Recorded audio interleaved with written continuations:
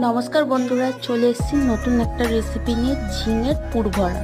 ঝিঙে তো আপনারা অনেক রকম ভাবে খেয়েছেন, বলতে পোস্ত, ঝিঙে পোস্ত, ঝিঙের ডবগা এইসব খেয়েছেন। ঝিঙের পুর ভরাটা একবার অবশ্যই ট্রাই করবেন। চলুন দেখে নিয়ে যাক কিভাবে বানাচ্ছি।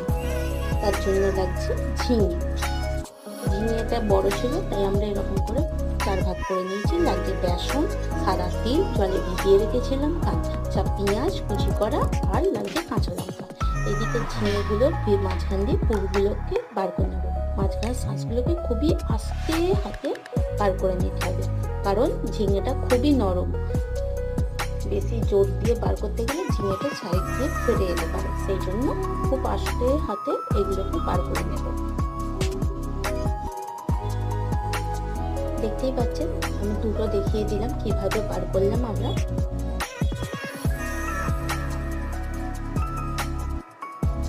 ঠিক সেম ভাবে আমি বাকিগুলোও বার করে নিয়েছি। দেখতেই পাচ্ছেন সবকটা শাঁস বার করা হয়ে গেছে।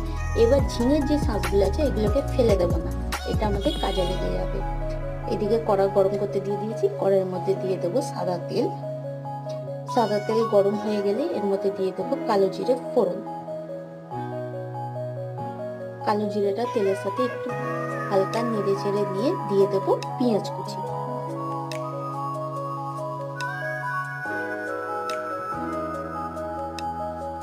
পেঁয়াজটা এদিকে ভাজা ভাজা হোক, তখন আমরা মশলাটা পেস্ট করবো। তার জন্য দিয়ে দিচ্ছি সাদা তেল ভেজানো রয়েছিল। ঝিঙের যে শাঁসটা, এইটা মশলার কাজেই লেগে যাবে। ঝিঙের শাঁসটা দিয়ে দিলাম কাঁচা লঙ্কা। এবার মশলাটা আমরা পেস্ট করে নিয়ে চলে আসি। মশলা আমাদের পেস্ট হয়ে গেছে, দেখতেই পাচ্ছি পুরো মিহি পেস্ট হয়েছে। এদিকে পেঁয়াজটাও ভাজা ভাজা হচ্ছে। পেঁয়াজটা ভাজা হয়ে গেছে, এবার আমরা মশলাটা দিয়ে দেবো। মশলাটা দিয়ে এর মধ্যে মিক্সিং জারে একটু জল দিয়ে সেই জলটাও এর মধ্যে অ্যাড করে দিই, কারণ মশলা পেস্ট করলে মিক্সিং জারে একটু মশলা গায়ে গায়ে লেগে থাকে, তাতে জল দিয়ে না ধুলে ওটা আসে না। এবার দিয়ে দিলাম এর মধ্যে হলুদ, দিয়ে দেবো নুন, দিয়ে দেবো সামান্য পরিমাণে চিনি। চিনিটা এদের ব্যালেন্স করবে, সেই জন্য চিনিটা দেওয়া।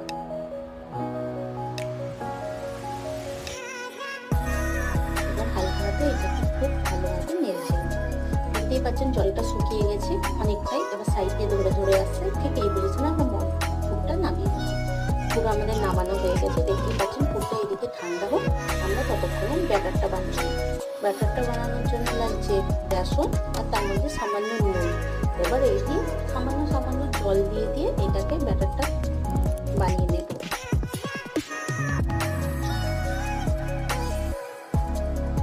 দেখতেই পাচ্ছেন সামান্য সামান্য জল দিয়ে ব্যাটারটা বানাচ্ছি। আর এই রেসিপিটাও আমার শাশুড়ি মায়ের সম্পূর্ণ নিজস্ব রেসিপি। দেখতেই পাচ্ছেন কেমন ঘনত্বে বানানো হয়েছে। ঠিক এই ঘনত্বেই ব্যাটারটা বানাবেন। আমাদের ব্যাটারটা তৈরি, আবার দেখিয়ে দিচ্ছি এরকম ঘনত্বে বানাবো। আমাদের ব্যাটারটা তৈরি হয়ে গেছে। এবার এটা সাইডে রেখে ঝিঙের মধ্যে পুর ভরে নেব। এই পুরটা ঠান্ডাও হয়ে গেছে, ঝিঙের মধ্যে পুরটা ভরে নেব। দেখতেই পাচ্ছেন কেমন ভাবে পুরগুলো ভরে নিচ্ছি।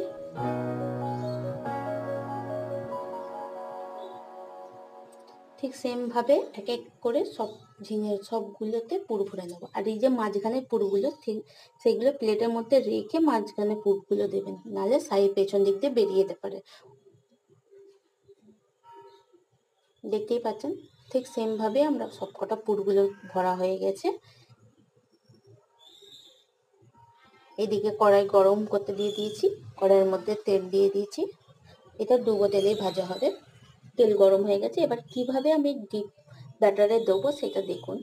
ফার্স্টে পুরের দিকটা ভালো করে ব্যাটার দিয়ে, তারপর ব্যাটারে ডিপ করে ভালো করে কোটিং করে তেলের মধ্যে ছেড়ে দেবেন।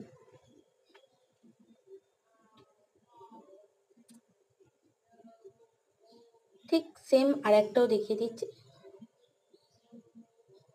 দেখতেই পাচ্ছেন।